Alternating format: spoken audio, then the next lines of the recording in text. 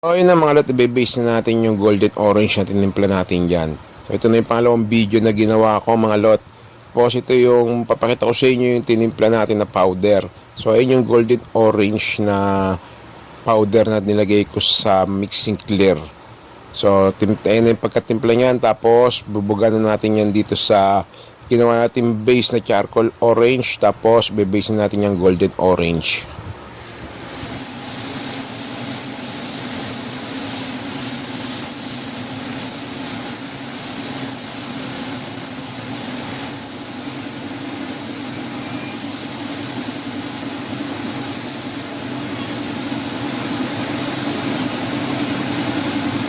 Mga lot, na base na natin yung mica powder orange.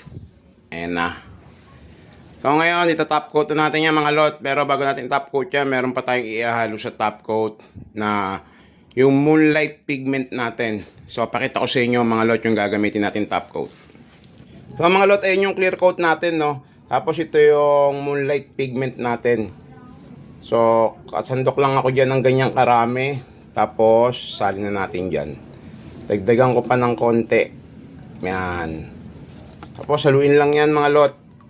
Makikita nyo na yung moonlight pigment natin na yan. Ayan, no. So ayan na mga lot.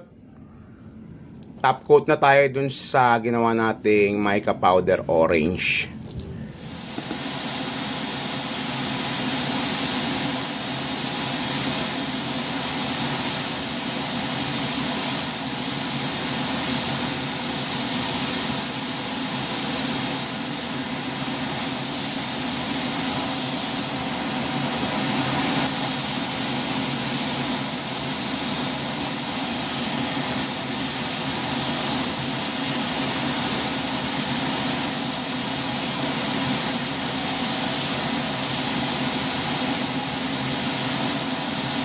The next day. So ayun mga lot, nabuo na natin yung Aerox and yung golden orange natin. Ayan. So makikita nyo naman yung kintab niya, no, yung gun gloss finish natin dyan, no. So wet look, di ba? Ayan, nakikita nyo naman yung chongo dyan na nagbibideo. Tapos titinerno natin dyan na moonlight black. Yan, moonlight black yung tinero natin dyan. So ayun yung finished product natin ng golden orange.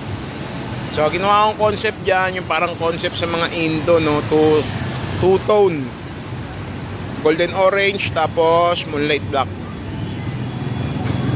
So ayun yung pagka golden orange nya mga lot. Ayan, no? Orange na nag-gold, diba? Yan.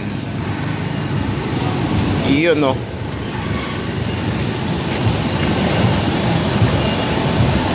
So bigyan natin ng konting montage yan mga lot.